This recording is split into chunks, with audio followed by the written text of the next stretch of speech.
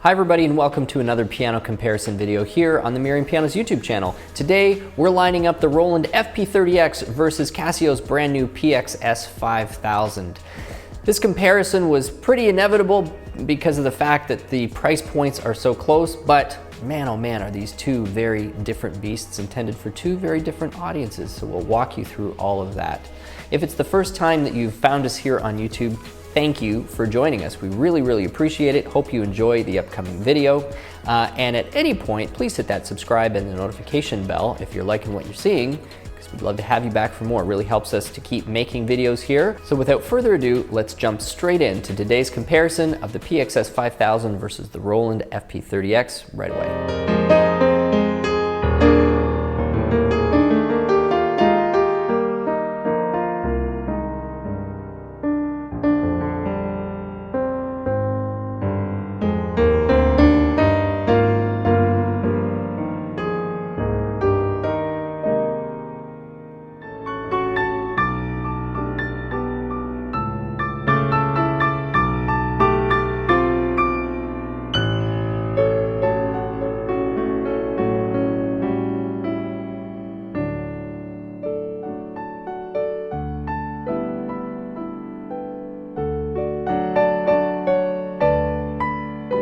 I'm going to start by playing the PX-S5000, and we're going to start playing it in the default piano mode. So this is now the Hamburg grand sample that you can find on their GP310 and 510 series. This is the same Hamburg sample that you're also going to find on their top of the line now PX-S7000, and it is a very different sample than what you get on the PX-S1100. We have just posted a comparison to the 5000 versus the 1100 because there's so many obvious similarities between the two. I thought it would be really helpful for people to see them side by side.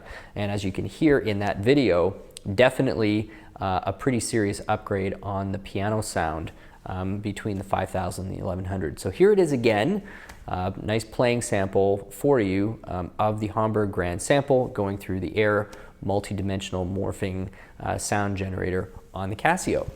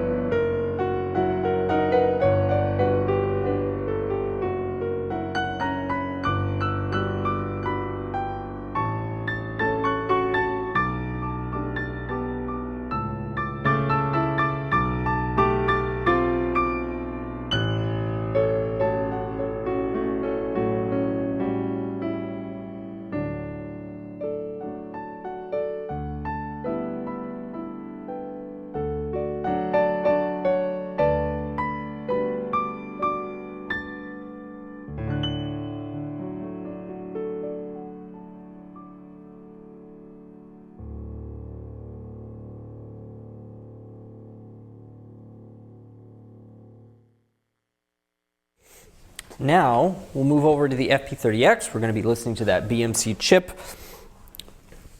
using Roland's very well-known Supernatural piano engine, coming at you with 256 notes worth of polyphony. We were just at 192 over there, so very similar class. And here we are.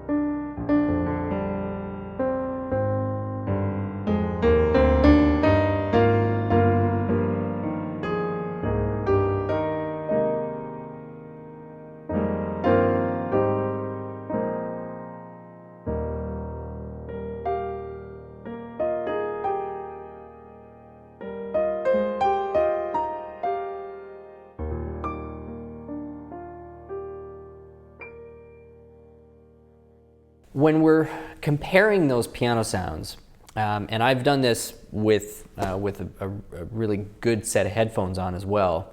On the 5000, there is this very lovely impression that you're in a true three-dimensional space when you're on there.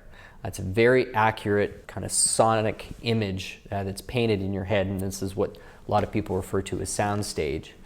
And you can hear that sound coming from out of that part of the piano, and you can hear the hammers right in front of you. And it's a very realistic impression of being behind the instrument. And they've done a nice job as you play each note. It automatically starts to draw from different samples to bring out different aspects of the instrument, which are best portrayed through that mic placement. Or at least that's my understanding of their morphing technology and their use of multi-dimension instead of just one pair of stereo microphones. On the Roland, the impression that you're given, or that I get, is that it's a very complex tone, that you are surrounded by partials and surrounded by the sound. So rather than being a really strong impression that you're at a player's perspective sitting at a grand piano, it feels more like you're an audience member and you're hearing the piano sound coming at you, cascading at you as almost a singular sound source within a space.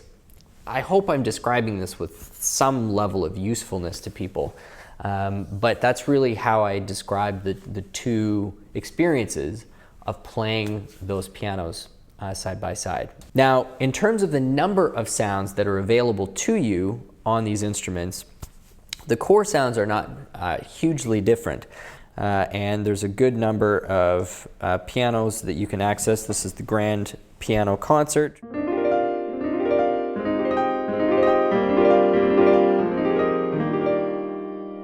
Or Grand Piano Bright.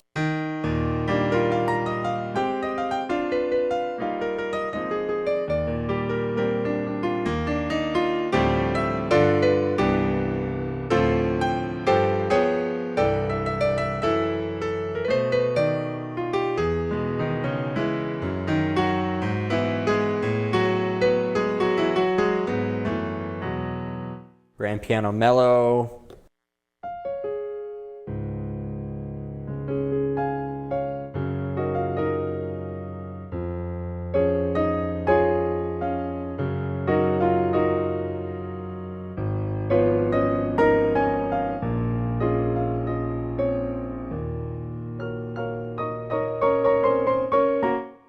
Rock Piano.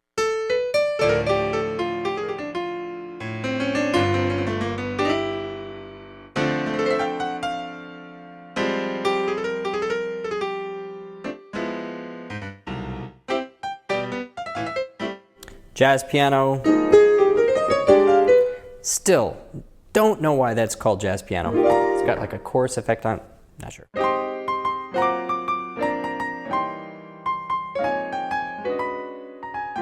Nice narrow, tight piano sound to fit into a thick, dense mix. Modern piano.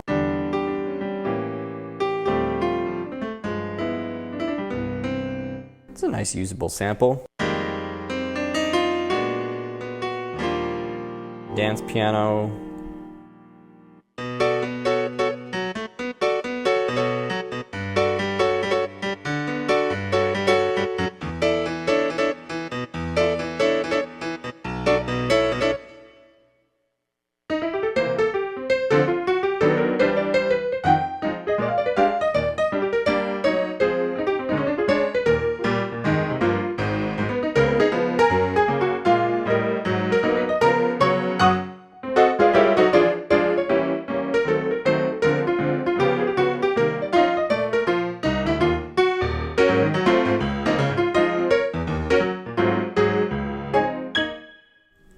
Piano pad.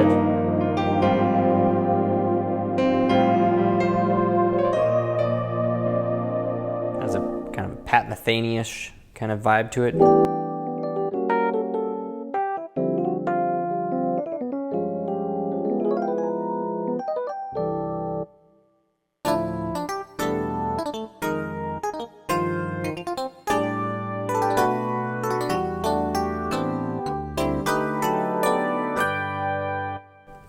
So a few digital pianos in there.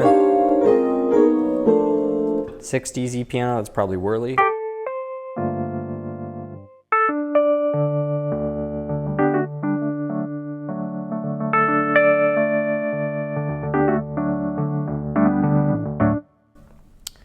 Harpsichord.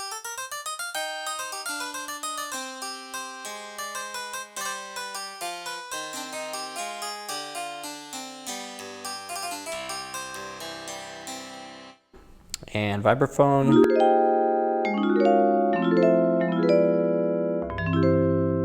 And finally into some strings.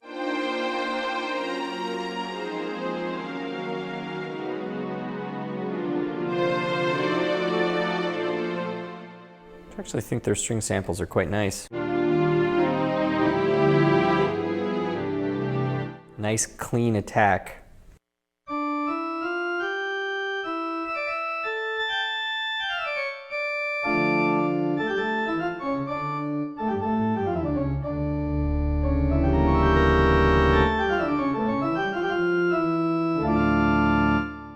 And jazz organ.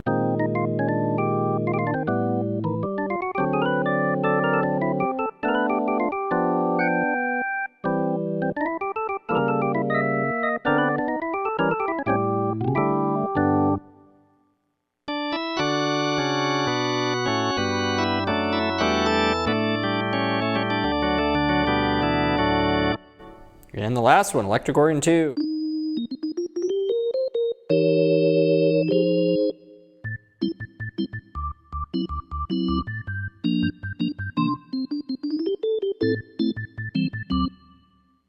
Your tone editing on here, as I mentioned, is pretty extensive. You've got the option to get it there and edit your touch response. You can have duet mode. You even set your scale type for people who might be playing some period music that might make sense. Stretch tuning you can have on or off. It's kind of just a personal preference for how you like the sound of your upper and lower registers. Your hammer response and your key off response. When it says tone, that simply refers to the preset that Casio's predetermined is, in their opinion, the ideal for that particular sound that you were playing. Then you've got pedal settings, your acoustic simulator, that's where you've got your string resonance, damper noise, key on, key off. And then your effects, which is your hall, your surround mode, and whatnot.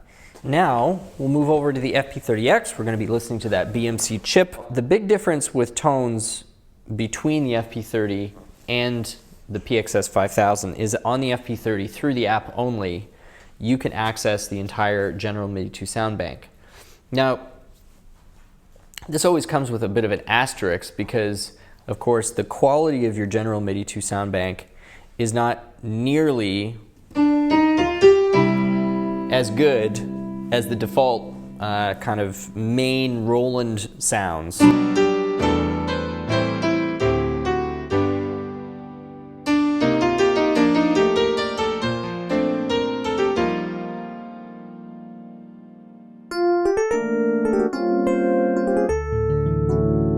So they're nice and warm and full, but very simple.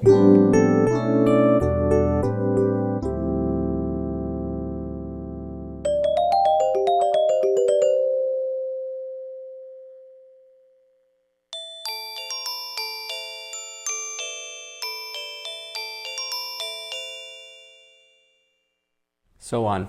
But in terms of its primary tones, even that is going to be a larger number than what you get on the 5000. I think the 5000 we just said at 22. I think the core sounds on the FP30X are still more into the 50-ish range. So we've already heard the concert piano. Here we are.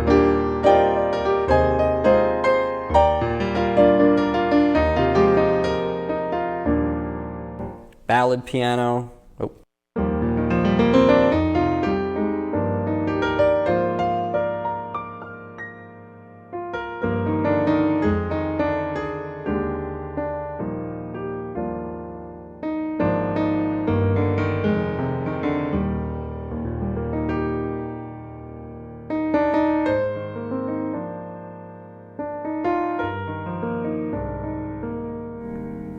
Sounds nice.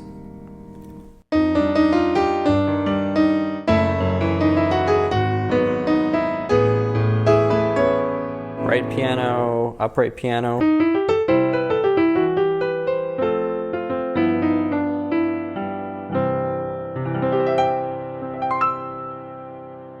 Mellow upright.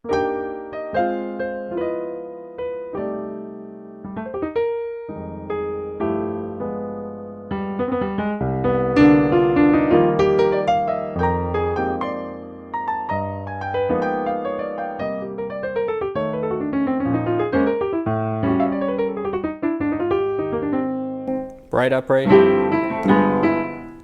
They're okay.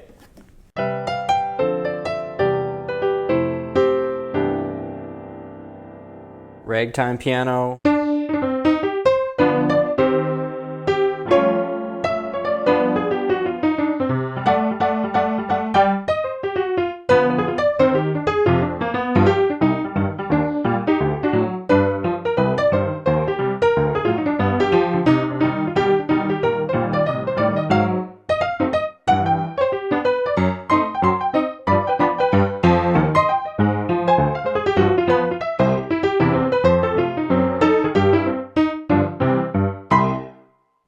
Magical piano. Kind of a Cirque du Soleil vibe.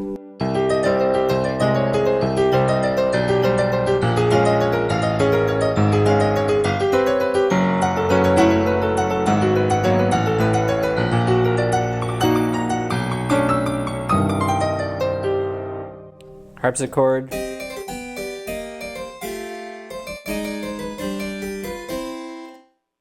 And finally, the second harpsichord.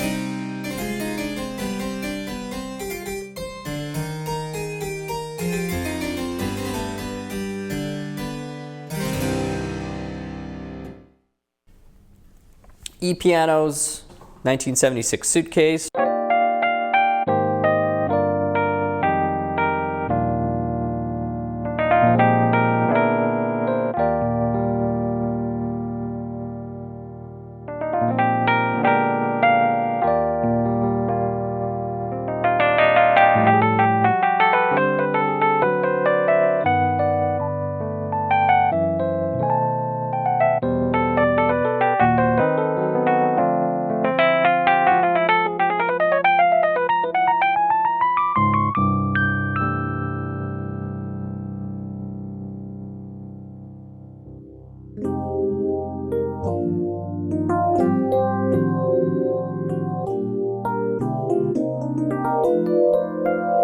Phase EP mix, missed the whirly there.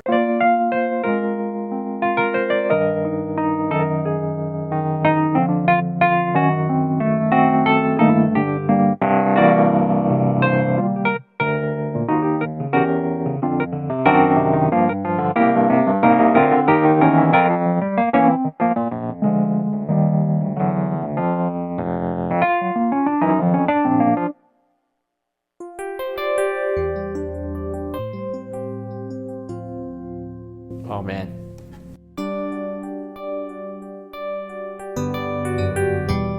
Such a Whitney thing.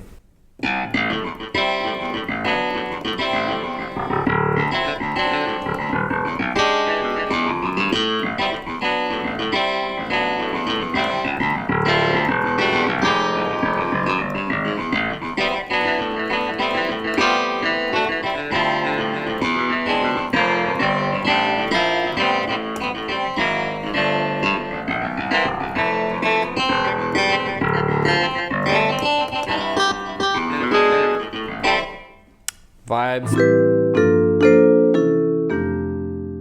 Celeste.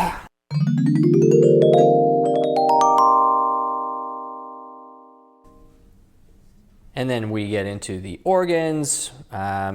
So this is going to be a lengthier trip through this if we were to do the whole thing. But needless to say, with the FP30, there is a greater range of sounds. And once you get out of the acoustic piano range, I would say that the quality of those sounds outguns the quality that you're getting on the Casio 5000. The other thing from a sound standpoint that the Roland brings to the table is you've got the option to have, through the app, a full set of auto accompaniments.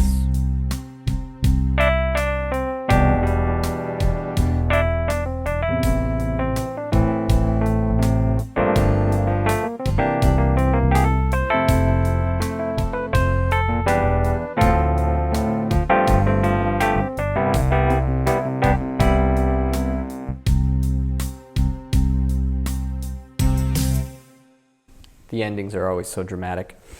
So you've got the accompaniment, you've got a greater range, and outside of the acoustic piano, you've got a higher quality range. When it comes to the speakers, they both have two speakers. The PX-S5000 has two 8-watt speakers pointed out the back. Over here on the FP30, I think we've got two 11-watt speakers that are pointed down. In terms of overall gutsiness and fullness and power, the FP30 definitely has an advantage over the PX-S5000, and this isn't just because the number is higher. When you crank these both up, in terms of the fullness that you feel out of the FP30, it certainly just feels better in the low end and in the mid-range. Now, when it comes to the high end and when it comes to the clarity, I think the 5000 actually does a better job.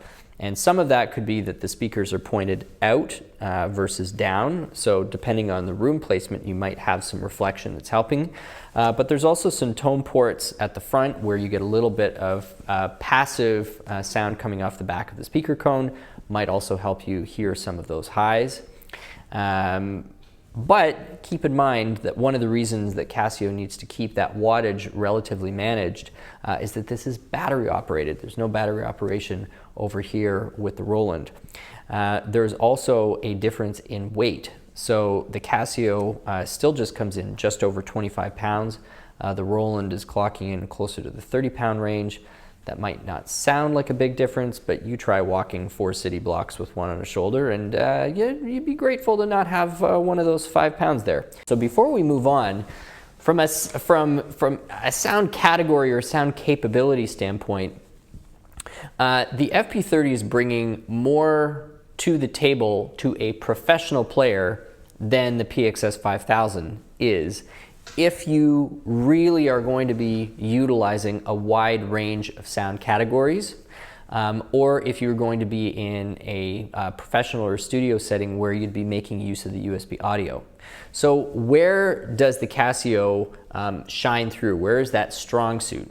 Well, to me, it comes in two forms, which is if you like the piano tone, which I do, and you're going to be playing 95% of the time on that piano tone, then the other sounds that you're getting on the Roland may not be that relevant to you. That's certainly not going to be all players. You know, there's a lot of players who would get a ton of value out of having the high quality across a wide range of categories. But if most of what you're doing, or all of what you're doing, is acoustic piano-wise, you could certainly make the argument that the core piano tone on the 5000 is at the same level as the core piano tone on the FP30X. There may be people who actually prefer it and hear some aspects of it which you might call superior. So that's really where the main fork in the road here is for people choosing between these two instruments from a sound standpoint. Are you going to be using this 95% with piano with just the occasional need for, say, an E-piano sound or something else like that? Then the PX-S5000 stays in the running and might actually be very, very high in the running. If you're going to be using this in a highly versatile situation where you're going to need a really strong jazz organ sound, you're going to need a really strong E-piano sound or selection of E-piano sounds, or a wide range of different acoustic piano tones. If you're doing a lot of accompanying, sometimes it's actually quite necessary depending on the setting and the PA you're plugging in. Well, then your FP30X really is the choice here. We're going to be back in just a second. We're going to talk about the actions because that's another big point of difference. Thank you so much for being with us. We'll see you in a second.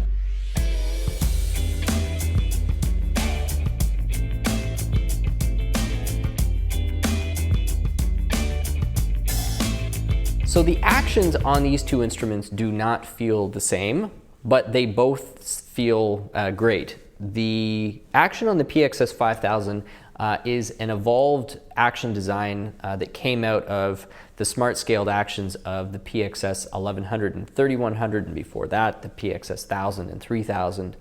And the 5000 has several differences on it that make it a different playing experience than those on the 1100 or 3100. We got really into the weeds on some of those differences on our 1100 versus 5000. So if you're really focused on that particular aspect, I'd encourage you to actually go check that video out.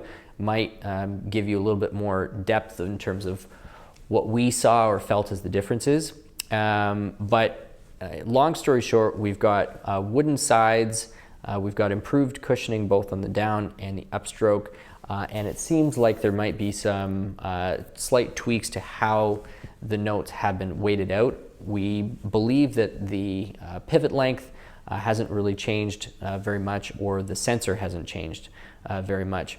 But the mechanical feel under the hand and I guess the versatility of this action and the quietness of this action is a huge improvement and upgrade over the 1100 for those where spending that extra budget makes sense. Because let's remember that the 1100, for what it delivers, is still considered, in my view, a big steal for where it's priced and what it brings to the market for that price. This action and this action feel really nothing alike, and I'm going to just talk about what some of those differences are.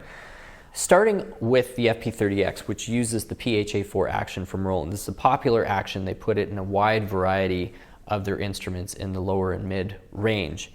The action has escapement, the action has a triple sensor, and the action has a textured key top on the white key and a matte finish on the black key. I've been playing this action for several years. I really like the action. It has a more substantial feel to it. It's also one of those actions that has a higher static resistance than a dynamic resistance, which some people enjoy the feel of, some people don't. What that refers to is that it takes more force to get the key in motion than it does to keep the key in motion. So there's a little bit of a hump to get over when you're putting the key in motion, and then also, you know, 2/3 or 3/4 of the way down, you've got that simulated escapement as well. So it's you feel the physical mechanics of the key more on a Roland PHA4 than you're going to on other actions. Definitely you're feeling it more than, say, the Kawai responsive hammer compact action, either the first or the second version. You're feeling it more even on Kawai's next level up, which is the RH3.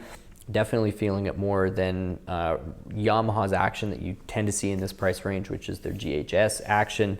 So it feels substantial, it feels beefy, and I would say for me as an improviser, I really like it as well, because I feel like there's tons of room to dig in, and there aren't very many missed notes, or I guess unintentionally activated notes as well, because of that slightly stiffer key. There's not, like, if you glance over the key, you're not actually going to necessarily press it down if you're not intending to press it down. So that's the feel on a PHA4.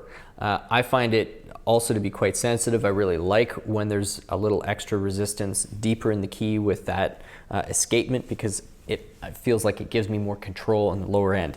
It also has a longer pivot length than on the PX-S5000, and so that means that it's going to feel a little more uniform regardless of where you're playing it in the key. So for more advanced players, the PHA4 is going to feel closer to the natural feel of a piano versus not. So for experienced acoustic piano players, my guess would be that the PHA4 would feel a little more at home. Here's the thing. There's a whole bunch of really great digital piano players, keyboard players, even at a professional level, that don't necessarily spend a ton of time playing on or even practicing on acoustic pianos.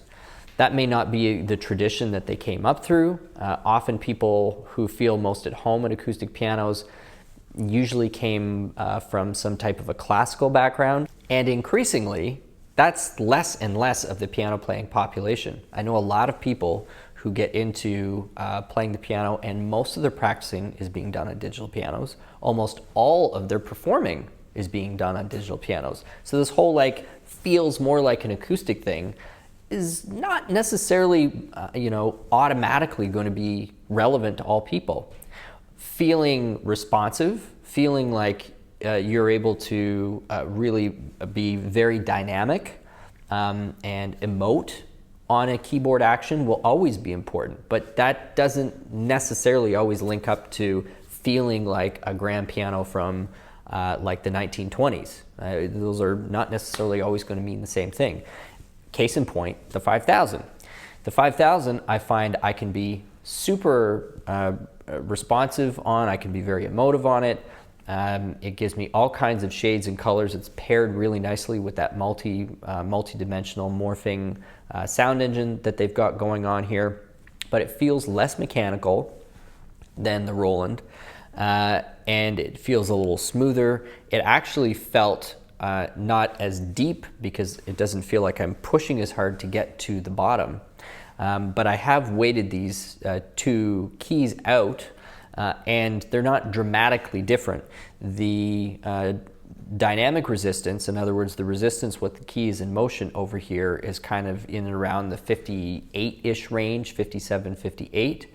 Over here on the 5000, the static and dynamic resistance, because there's no real difference between those, tends to be around the 54 to 56, depending on where it is on the key you're measuring, and whether you're at the top or whether you're at the bottom.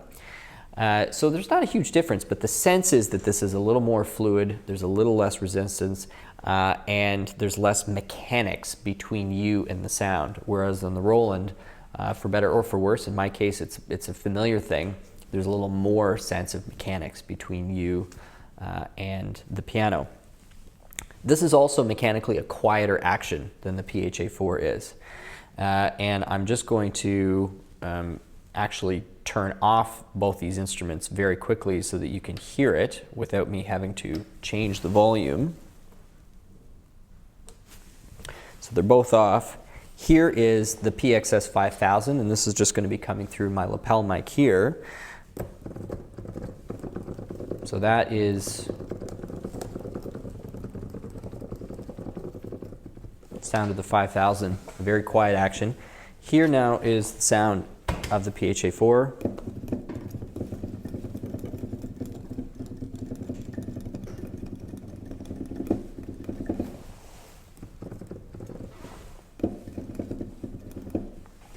And I believe that a big difference, or the source of the main difference in the volume, is actually that this doesn't have the wood sides on it. And the wood sides here are acting to actually absorb or subdue any resonating effect that the empty key or the hollow key otherwise would have created. That's probably the result of it, because there's not really like a clicking that you're hearing here.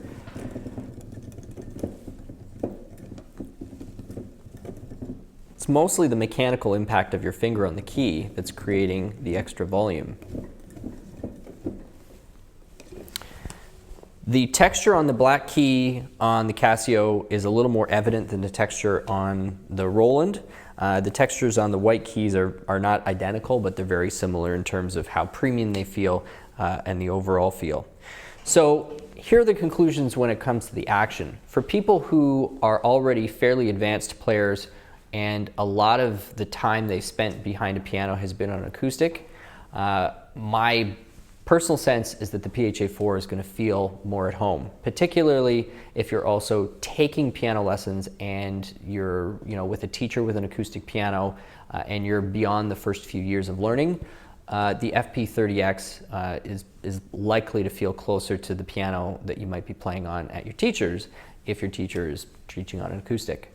For people who are self-taught, learning from a teacher, let's say remotely, the acoustic thing really just isn't that relevant, or you're still on acoustics but let's say it's an upright and you're fairly early on in your journey, I think this action doesn't just like do the trick. I think it actually feels really nice and is quite enjoyable. You really need to get into some more advanced repertoire before you start feeling any limitations that this action might have versus what you might find on the Roland. Thank you so much for being with us for that section. We're going to be back with one last quick section. We are going to compare features, connectivity, and all of that and wrap this up. So, speak to you in a second.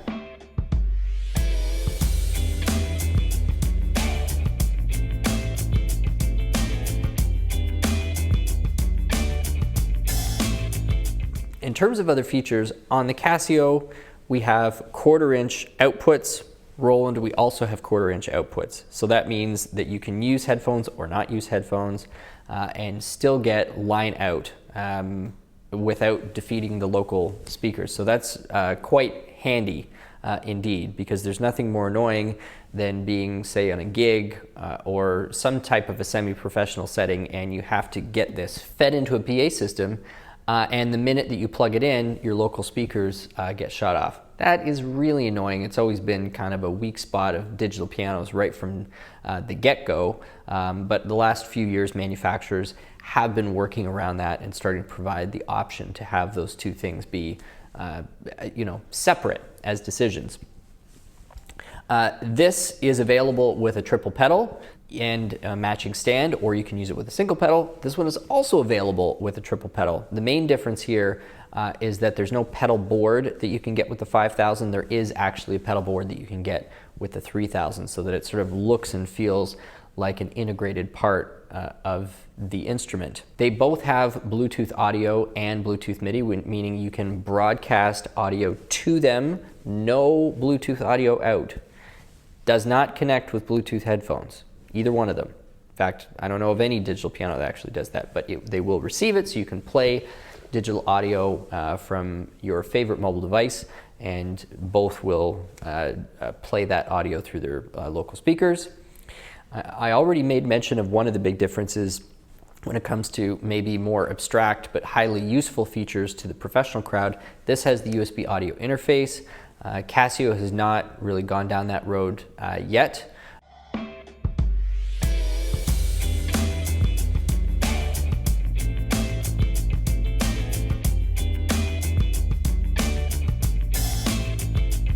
So to wrap this all up, we've got two instruments that in some regards compare well and in other regards are very different beasts.